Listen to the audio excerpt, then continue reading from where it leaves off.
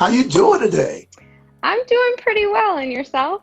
I'm great. Thank you for asking. Thank you so much for asking. Thank you for being on today. It's an amazing Sunday with you here, and I am really looking forward to getting to know more about you and all that you have going on in your world. You are extremely interesting. Thank you. Uh, Thanks. you got your hand in a lot of pots, and I'm really curious about your journey. So let's just jump right in. Okay. Let's just dive in. So tell me a little bit about you being a young girl in the Midwest and what it was like for you to grow up in a home with a strong father. Yeah, so you just want to start at the beginning, right? Cut Just through go all the right noise, start at the in. beginning. That's it. So yeah, I did. I grew up in Minnesota, and there's actually a lot of Black people in Minnesota, so don't let like my story fool you. But I grew up about 20 miles outside of the cities, which is predominantly like where the Black populations are. So I grew up very strong, like strict, structured Black father, single Black father, but we did grow up in a predominantly white area. I went to white schools, like all that. I think my dad was really adamant that he wanted me to have these educational, like in society, like more of the structural pieces to get ahead in life. And so that was, that was really how I grew up. And then I went off to Arizona, again, then lived in a very predominantly white society. Well, you didn't get much better there. Yes. Yeah, very vanilla experiences for a while there. But yeah, I think towards the end, ended up in Arizona for like 10 years, which was insane. I never planned on staying there that long. And I moved myself to New York. So once I moved myself to New York, I was like, okay, like this, you know what I mean? Like this is the kind This of is the real flavor I'm world, right? trying to be in. Yeah, so I spent a couple years in New York. Started my very first business, which was the Female Condition. At that time, it was a feminist web magazine focused on female health with a really hyper focus on female sexuality. Hmm. So yeah, and then Awesome. I landed in Atlanta a couple years later, and now I feel like I'm home, to be honest. Awesome. So, what was it like moving to New York? So, tell me more about that experience and how emotionally, mentally that really affected who you are and even now. I feel like that move to New York showed me, like in my person, who I wanted to be. I had been working for a beauty company for a while, and they had promised me a move to New York. And when it was time for the move to New York, they shortchanged my salary Uh, significantly. Like, wow. weren't even going to pay me what I was already making for them in Arizona. To go to New York? No, no, that Yeah, was and no I'm way. all looking at New York like, Wait a I heard minute. it's real expensive over there. Like, I'm not gonna Cost do of that. living is no joke. Yes. Yeah, and I panicked a little, and I think I probably have boomer parents, like some other people can probably empathize with this. Like, my parents are boomers, so they're very much like, no, you have a good job, you keep a good job, you don't leave a good job. And I'm out here like, Yes. throw this job in the trash. I want to build my own Right. company. I'm tired of Gone. everybody. I'm tired of everything, right? So that was when I really started to feel like I want to do my own thing. I don't want these, golden handcuffs as they call them. Like I really want to start putting myself in a position to do something else. So I quit. I was like, I'm out. Like they were moving to New York. I wasn't going with them. I hustled. I waitressed at night. I got another professional job during the day. I waitressed at night. I put all the money I needed for a 3-month runway in the bank. I moved to Mm. New York with no apartment and no job. And I started hustling, knowing I had 3 months to either make it or have to like go move back in with my dad in Minnesota and be like, so New York didn't work out. So That's I real. did. So a while later, yeah, I mean, I ended up 2 months in New York. I landed a really like prominent day job. Um, yeah, and I moved in like within a year of being in New York, I moved into my own place by myself, which if you've ever lived in New York, moving into a place by yourself is like, That's big. That's huge, actually.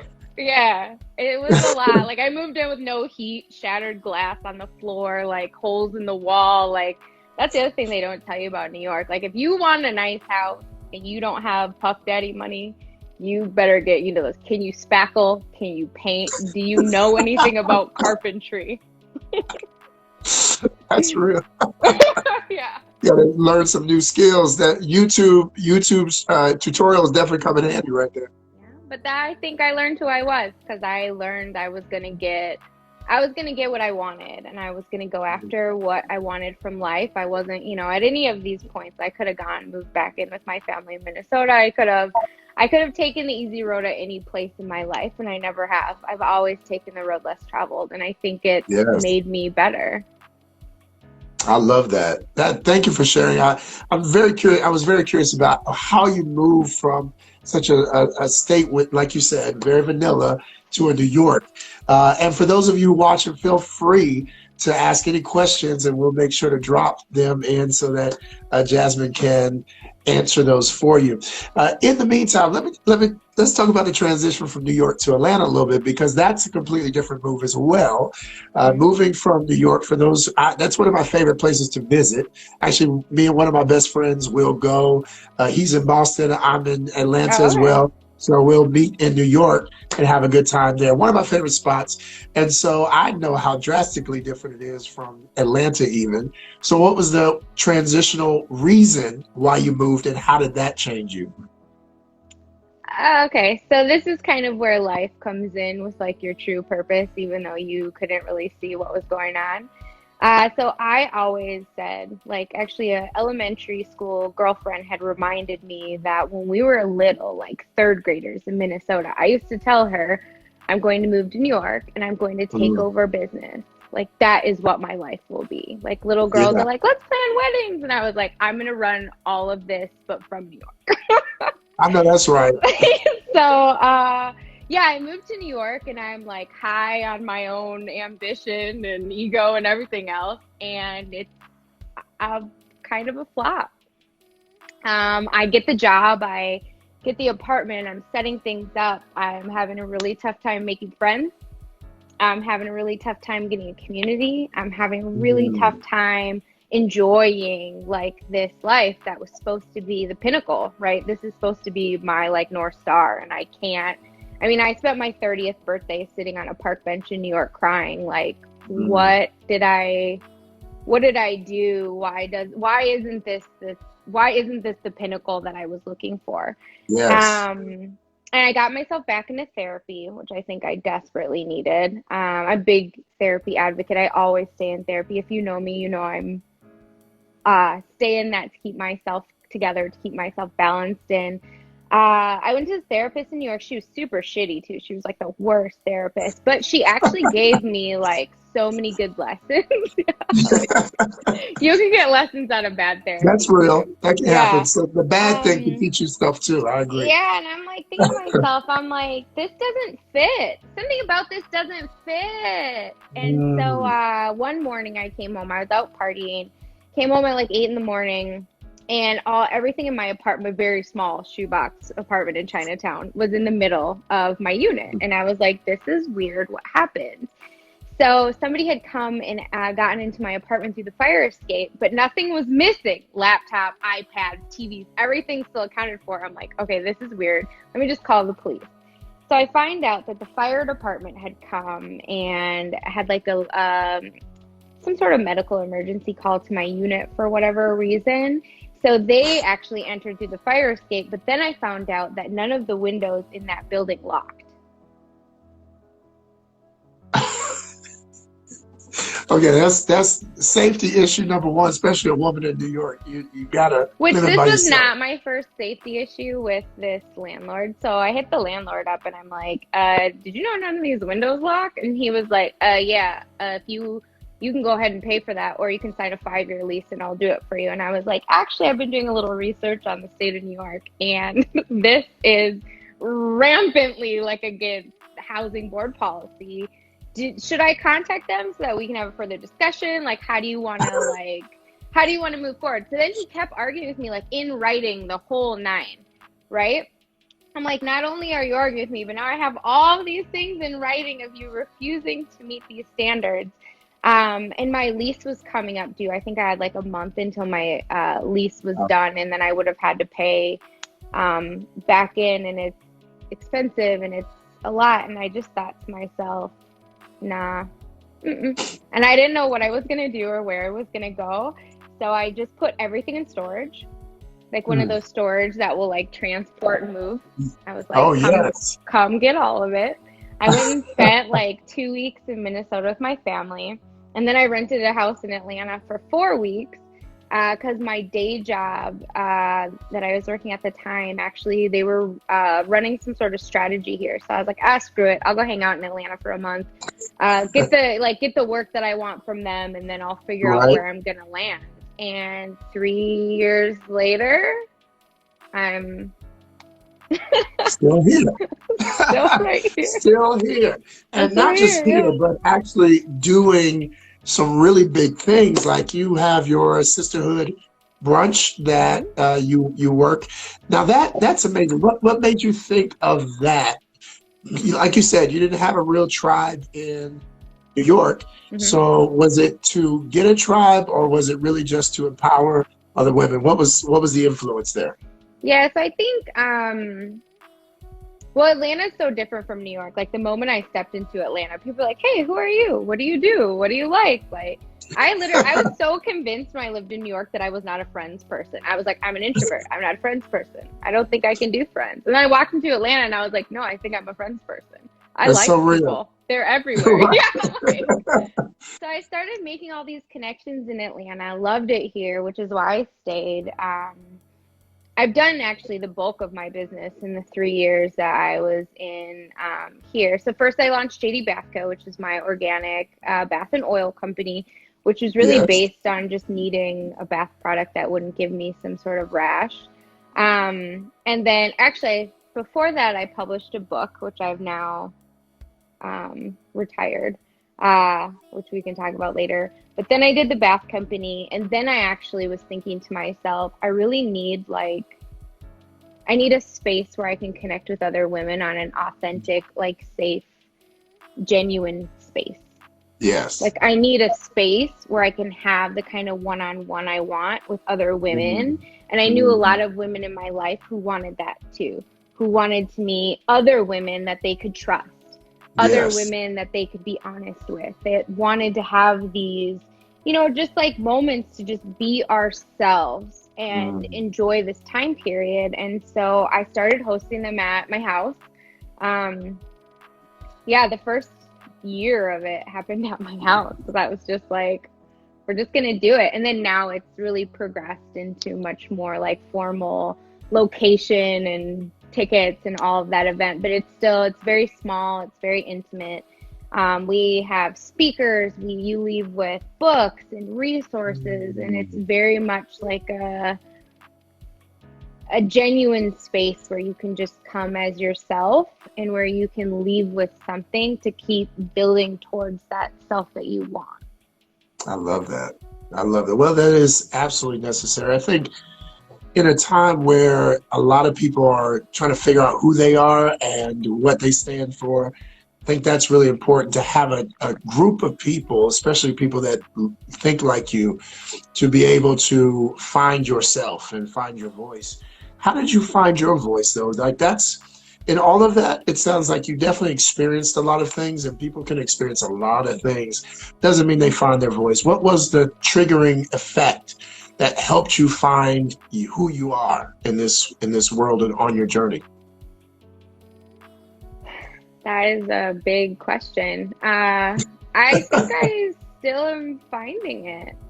Mm, I think a lot, I think life kind of constantly gives us these things that we have to decide who we are in that moment. I mean, the mm, 2020 owning a business and COVID and being black and as pro-black as I am, and yes. deciding whether to participate in protests and what lane do I live in the revolution that we're seeing come to fruition. Like I think we're always figuring out like who we are, and I think in different seasons of our lives we're very different people. Mm, Years ago in New York, I was the first one on the streets during a protest, and I think now I've really learned that a lot of where my lane is today is much more in strategic community, mm, pumping value and money and content into the community more than it is, rushing the streets. And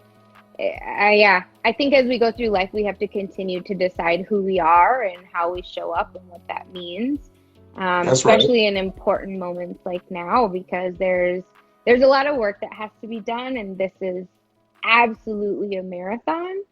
So you gotta hedge your bets, and you gotta hedge your energy, like Yes. in the sustainable place during this time. I love it. Great answer. So you have started doing more of these sessions where you're going out and you're eating at different places. How do you choose the locations for where you guys are going to meet? Oh, for Sisterhood Brunch? Yes. Oh, we always do it at the Reverie. So the Oh, okay. So that Reverie, you got a yeah, it's relationship. always Okay. at the same. Yeah, I have my office is at the Reverie. So the Reverie is a female-centered creator Wow. spot in Atlanta. I love that. I love Yes, that. I'm I going to have check it an out. I haven't been office there yet. there. Feel like I'm Yeah, missing something. maybe we do markets there, but yeah, my office is there. I can control the space during the time that we have Sisterhood Brunch. I have food catered in, and then I can create the environment that I need Mm. for the connections that we're having, right? I can guarantee who's going to walk in and who's not going to walk in. I can control camera access.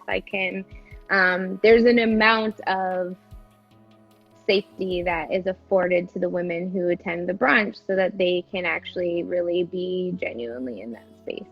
I love that. All right. I But got yeah, you. check Okay. out the Reverie. We'll I'm, no, open I'm, back I'm up gonna have to pretty check it soon. out. I'm gonna have to because now it's like, you talking about you have it there every time. Like, I yeah. gotta, I gotta check it out. That's not even, yeah, absolutely. I feel like I know Atlanta a little bit, and you just made me feel like I'm a novice all over again. To your credit, we're new. We started in September, so we just kind of popped up on the scene hot and fast. So Hot and fast. Well, nothing wrong with that. Sounds like Krispy Kreme. All right, so let's dive in a little bit into who you are as a women's rights activist, empowerment specialist, or whatever words we want to use. empowerment specialist, that's funny. Yes, you are a specialist. You've even made your own products as a woman to help your own body. So yes, clearly a specialist. Um, how do you how do you navigate in a world where there are still so many offenses against women, where we feel like we've advanced so far, and yet there are still these things where women are not as equal in many things as men? How do you navigate that? And what are you doing with your tribe to help combat Yeah. Yeah. It's odd in the time period that we're in, watching like I've been so immersed in the anti-blackness pieces of how we live, and then to like switch it and talk through the lens of women is often like it's a difficult shift for me because I see so much validity in both, and I feel so much like being that? a black and a woman here is uh, I think I had a girlfriend recently call it, she said when they were growing up, her mom told her she already had three strikes against her because she was black, a woman, and they were poor. Wow. And I think that's often, it's what it feels like. It's a lot to, it's a lot to go after. I think I'm ambitious enough to do it. It takes a lot of rest. It takes a lot of strategic movement. I think if you look at my companies, I have three sister companies. I have JD Bath Co., where we do bath products that are vagina friendly. Well, we do more than that, but we got our start with that. Our heart and soul is still in that. We've got Sisterhood Brunch, where we create safe, authentic spaces for women to actually grow, to actually have the conversations, to ask the questions, to go through, the journey that they want to go through to live happy, joyful, fulfilled Yeah. lives. And then the female condition. So if you remember, I mentioned that was the first business I ever started. I am transitioning it into a nonprofit in Atlanta, God willing, this year. COVID has Awesome. been doing its best to like knock all my plans out the All straight right. out the Hello. window. I'm fighting Plans to keep gone. that Okay. alive. If Yeah. I see one more of those memes talking about my plans for Yeah, 2020, yeah. 2020. Listen. Um, but yeah, I think in my head, the way you make a community impact is you start looking at where your purpose and your passion is, and my purpose and my passion is women's health. Mm, I like being in Atlanta because I get to really center and focus in on Black women who are so underserved in health. It is yes. outrageous. And then we do products, which also we're launching. This is a little preliminary because nobody actually knows this. But in All right. Let's July, go. I'm launching a vagina wellness like catalog of resources with the Bath Mm, Company so that we can start talking more about all like vagina owners are never taught vaginal wellness, and it's insane. Like I learned in my 30s how to care for myself. It's outrageous. And not because of my parents. Like my mom is actually one of the most savvy, like liberal vagina loving people that I've ever met. But it's just she was never even given the information, like mm. it's a mess. But anyway, so that's what we do at JD Bathco. Then we have Sisterhood Brunch where we keep creating these spaces, right, where women can actually genuinely connect with each other. We can be women other women can trust, where we can Yes. do these activities to grow, to be better for ourselves, for the community Mm. around us. And then we have FemCon, which really just focuses on giving into Atlanta. And we're starting with mental health. So the very first thing I want to do with FemCon is start funding mental health so that people who want therapy can get it. And we're actually still paying the therapists who are giving the therapy because those people have bills. That's And real. they're That taking is so real. on like I have so much respect for therapists and the work that they do. Like they deserve to make money and live well off of the work that they're providing. So what we're working on right now is a model where we can actually give people the therapy that they need from the provider that they want, not just Mm. any provider for as long as they want. And we're still making sure that that provider is compensated. So I think Oof. as far as like how do we do good, that's the plan I have right now. This is my 1 year plan. I also have a 5 year plan that I don't want to like completely pull out of the gate yet. But when I die, I want the legacy that I leave behind to be that I made the world a better place for women. And that's the thing that I focus on every day. I love that. I think you're off to an amazing start. If not there already, really. I mean, you already have those people that you are helping, those women that you are inspiring. And so I think you're definitely, in a pretty good place. Let's talk about another place though, and that is kind of like where your love life is, where you balance all of that, right? Where you are able to balance the real life of what you want to achieve in your professional life, your entrepreneurial goals. But now, what about when you're home and you're by yourself? What are you feeling? What are you thinking? What do you want from that space? You're really just dive into that. I Welcome don't to the think, heart. yeah. I'm definitely not a relationship expert. Um, I think having a peaceful home is probably the thing that I value the most. Mm. I'm home, well, I think everybody's home a lot right now, but I have become much more of a homebody as I've gotten older. I actually turned 35 this week, so Congratulations. I would not imagine that.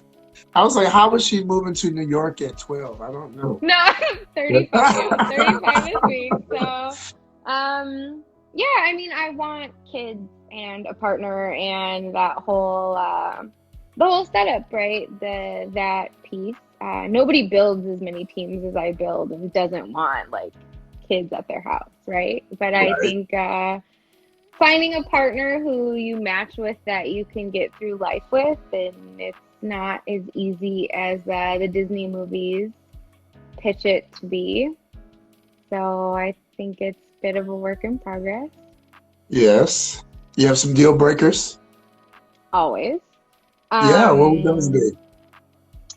Supportive of my goals is like very high on my list. It's shockingly hard actually to find men who are supportive of you in a genuine way. Mm. Especially for as busy and as I am, as hard as I run, as much as I'm always doing, I need somebody who's supportive of that because that's my life. Um, I did put on makeup and get dressed today. This is the first time in like 3 months. You guys are Come welcome. on, we celebrate that. Come on, you feeling good? I know you feel like you're doing so. I love it. I I said love it. this I summer love to my girlfriends. I was like, oh shit, I didn't know I could look like that. This I is not love the first that. time I'm Yes. seeing. But yeah, I'm not big on makeup or dress up or, every now and again, but like I need somebody who can roll with that because I'm not gonna get up and print myself every day so that you can stare at me like I'm a picture. What are my other deal breakers? I want to be treated special. I think everybody sort Mm. of wants to be treated special, but maybe it's my parents. My parents always treated me like I was like so special, and I think on a lot of levels, I need to be treated like I'm the important one, kind of. Like I can't just be your homie in like the room with all your homies. Like, no, I need to be like your girl. I need like the special one in the room. Maybe that's unrealistic to ask for. It's hard to Not at find. all. Not at all. Actually, seems pretty normal. Okay, that's good to hear. Yes. What else? I don't know. Oh, obvious basic stuff. No cheating, no lying. I'm not bit like you can't lie to me on any level or gaslight me. I can't do that. I'm too smart for that. I Yes. can't deal with that kind of stuff. Like if you're gonna bullshit, just go somewhere else. I don't have time to try to figure out what you're doing. I need to focus on what I'm doing. I get Yeah, that. I don't know. I probably sound like a monster. Everybody's probably like 35 and single. No wonder. No, no, this is exactly why I like to have these talks because a lot of women do think that they have to adjust this list of things that they don't want in order to find somebody that will love them the way that they are. And I don't think that having certain things on your list, like wanting to feel important or wanting to be valued or not wanting to have to wear makeup every day, I don't think that those are things that are unrealistic or out of the norm. In fact, I think that they speak highly to the type of person you want. It paints a clearer picture of that person, and so now you can see more clearly who you need to say yes and who you need to say no to. So Okay. yeah, filtration. It's healthy, right? It's A lot of healthy. no's lately. I actually got on Bumble if you want to really have like some real conversation. So I got on Bumble recently because I was like, well, I mean, it's COVID. Like, it's not like you can go anywhere and meet anybody. I'll get on Bumble and like do stuff. Oh, listen. How was it being on there for you? I don't, well, first it was just weird. I'm so specific about how I use my time that to like spend time on there just felt very like such a misuse of time. I'm just like, oh God, really? Like, why am I doing this? So can I Um, speak to that for you? Can I really speak to yeah. that? Because I know a lot of like this is again, this is why I love talking about this. And Ange Ben said 404 said, Jazz, you're an amazing woman, own your kingdom, queen.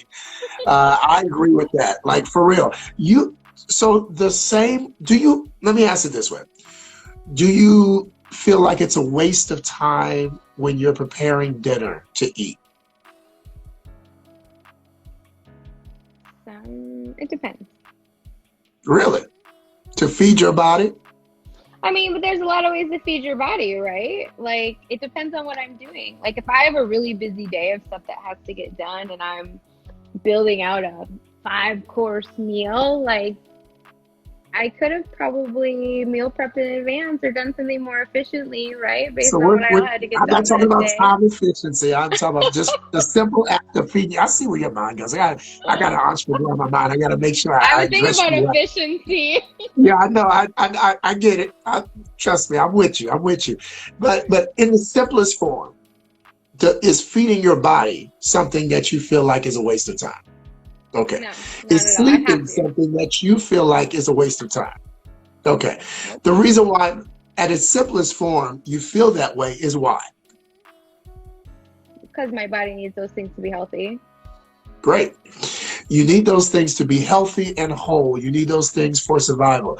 So for everybody listening, I just want you to catch this one point. The reason why it's not a waste of your time to go on a dating app or to go after the love that you want and to find it and to spend some time in your day, whatever time is set aside in your very strategic entrepreneurial mind where you schedule that out. The reason why that's not a bad thing is because you need it, because you already told me that in your future you see it. You see the kids, you see the partner, and investing the time, no matter how big or small it is, into that action, the action of engaging on a level that's beyond sisterhood, the level that's engaging beyond networking, the level that's engaging beyond all of the very neutral things in your life, where it's actively, I'm trying to find that person. That is activating energy in you that is not necessarily, may not even be the platform to find them, but the exercise of doing it, to keep your mind healthy and active and whole, to keep all those neurons firing to say it's possible. Because as long as you're doing it, you believe it's possible. The moment you stop, there's the ability for you and your mind to believe that maybe it's not. I would agree with that. I do think it sort of opens up that energy to see if something is out there.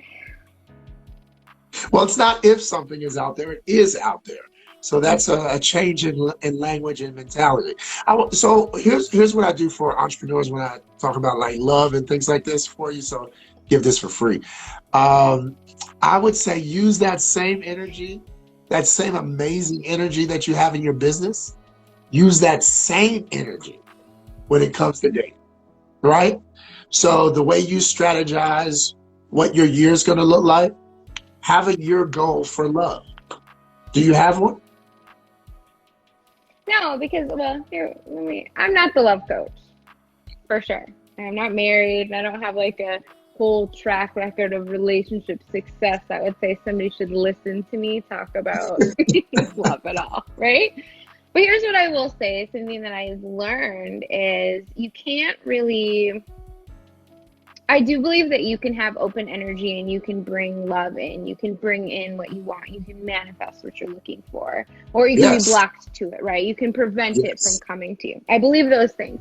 But also I believe that love is magic. Like love is something that comes to you. Like the time in your life when you get your partner, when you have kids, when all these things happen, I think is largely something that is like something that we can't pull into us faster or make happen. I also don't think we can strategize our way to partnership. I think it comes, we have to be open. It comes when it comes, and we have to take it as it comes. But like, I can't make the love of my life show up on my doorstep right now.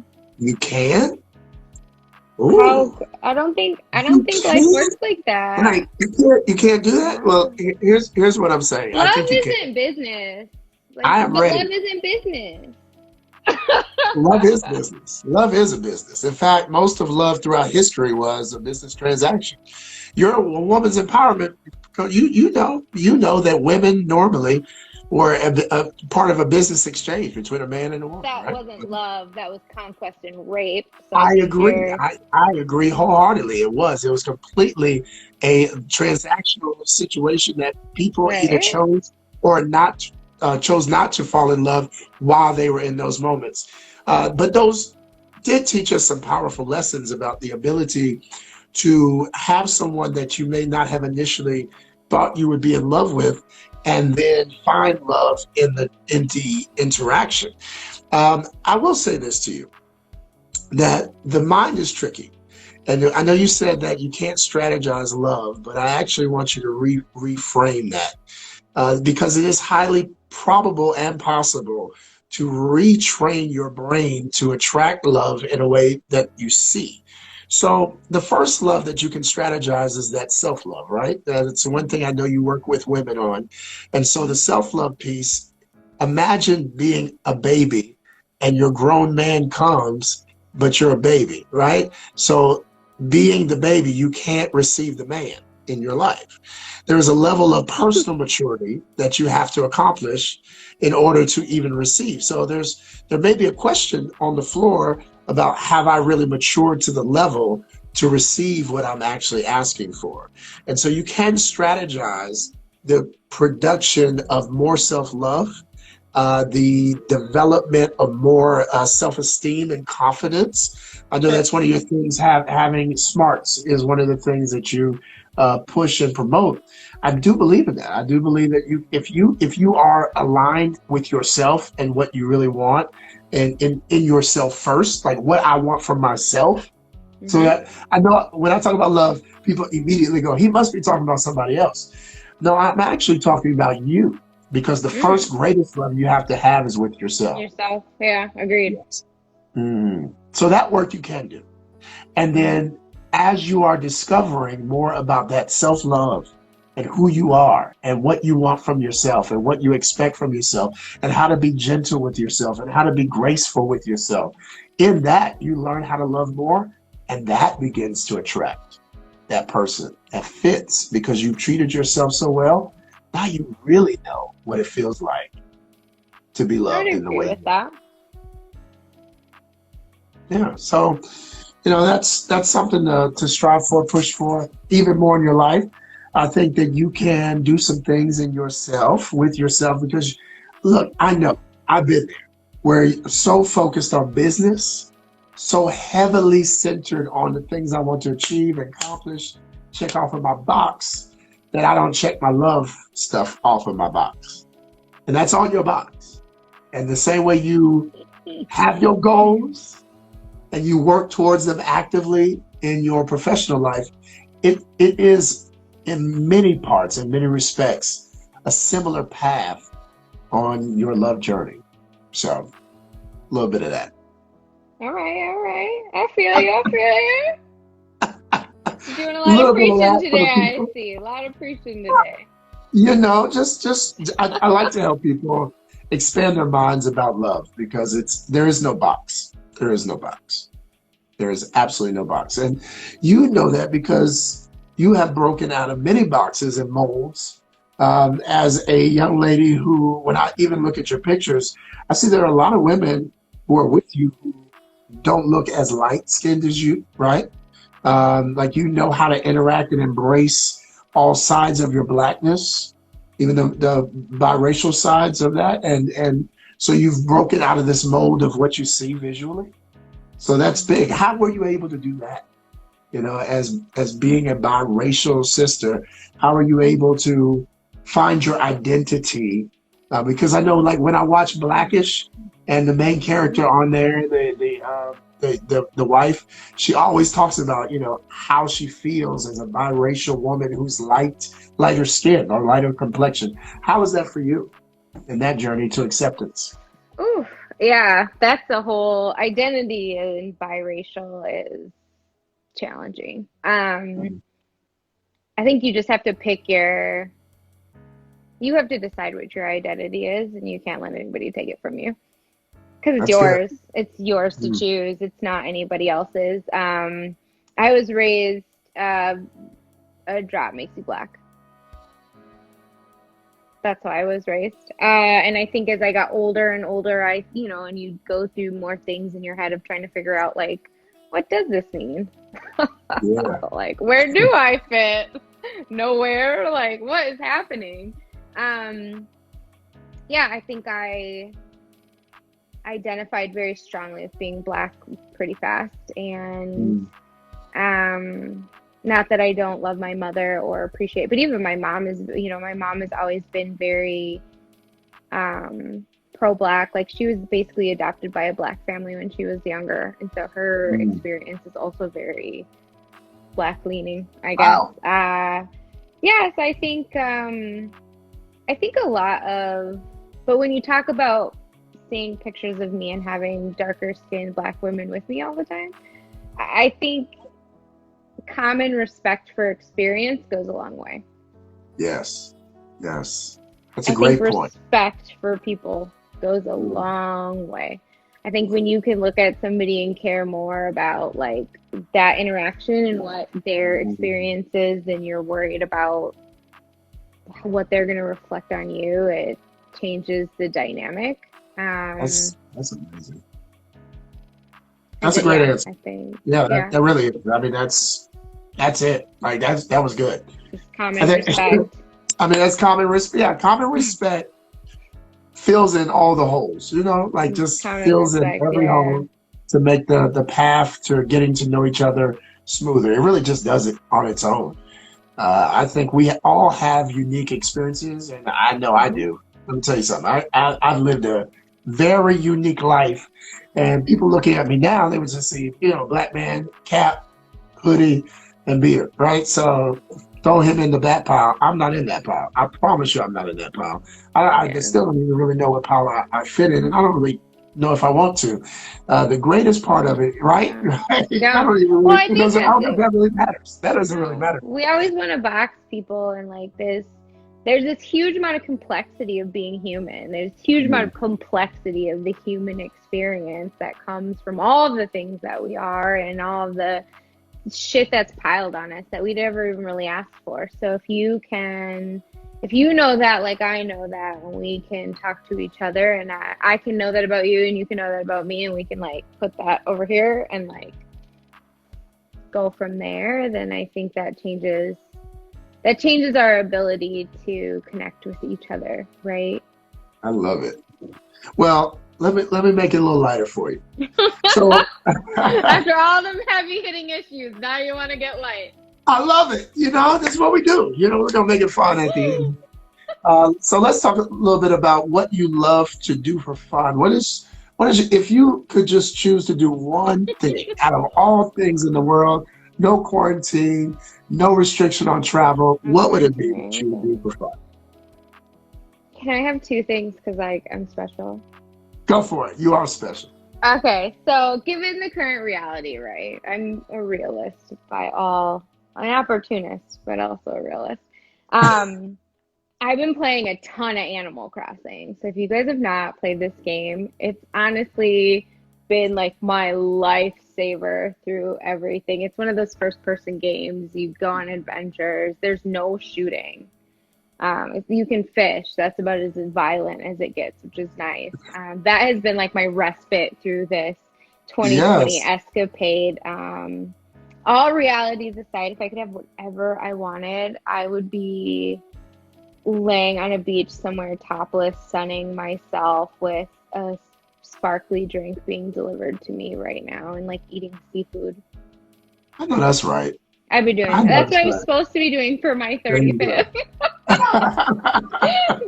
what I See, got planned. once again, Corona. Oh, Jesus. I'll be Help us, back. Lord. I'll be Right. back for You, sure. you'll be able to relive it. Not even relive it. You'll be able to live it the way you want to, and it'll be all right. It'll be all I right. think So, so. what about music? What's in your playlist right now that you absolutely love? That's such a great question. So I'm like a very eclectic music person, so don't judge me too harshly. Go for it. I've been listening to so the song that I keep on repeat throughout the end. Actually, I have a repeat playlist. Thank you, Spotify. Um, it's "Dreams" by Fleetwood Mac, Mm. "Campaign" Jacob Lattimore and Lord Rossi, "Rich Sex Mulatto," and "Bomb" Chris Brown and Wiz Khalifa.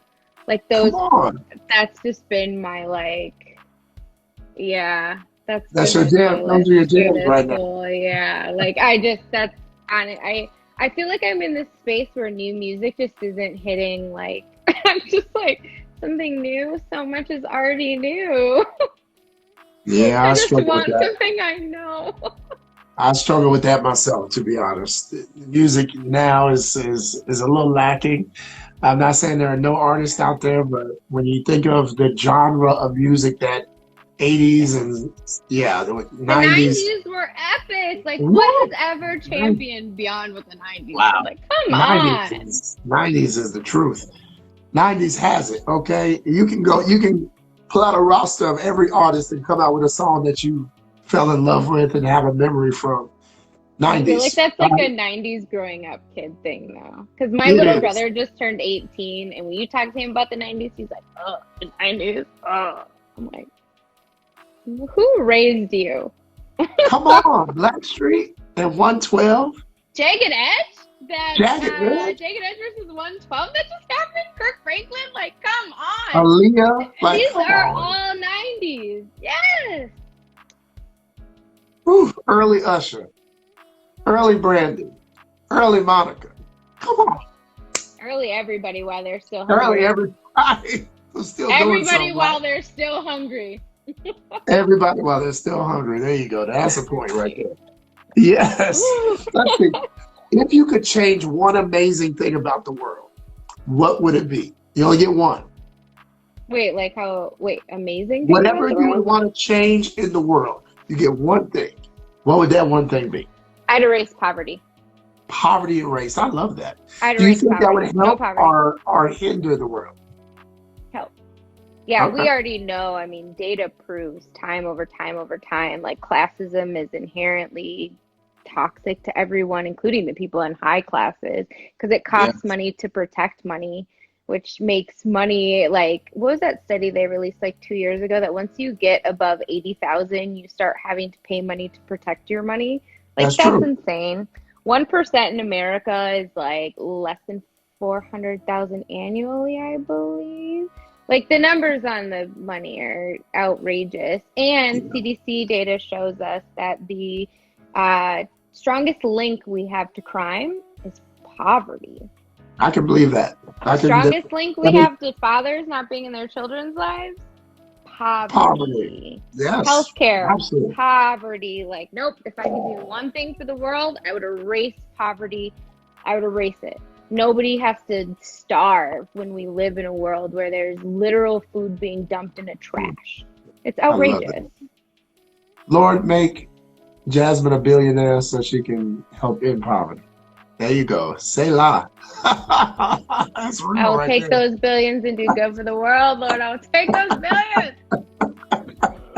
That's real right there. Lord, I'll tag on that. Thank you. Look, it's been amazing. You are a true light, and as I started, I will end that you definitely are a complex human being. I love that about you. I think that you have so much more potential to do amazing things in your life, and I look forward to once this is all over and we get a chance to it simmers down, get a chance to connect and do some great things here in Atlanta. So Yes, we'll make thank it. you. Thank you for doing this. Absolutely. Everybody who's watching, please follow Jasmine. Tell them where we can find you. Oh yeah, so Jazmine Duke, Jasmine with a Z, is all of my socials. JD Bath Co. is the bath company at all of the social handles. And then Sisterhood Brunch is actually coming back July 19th, but we're only doing 10 tickets because safety first. There's a link in my Instagram bio to sign up for the newsletter where I'm going to be announcing the tickets. Again, we can only do 10 because we have to keep like the safety of everybody attending above all else, right? Yes, facts.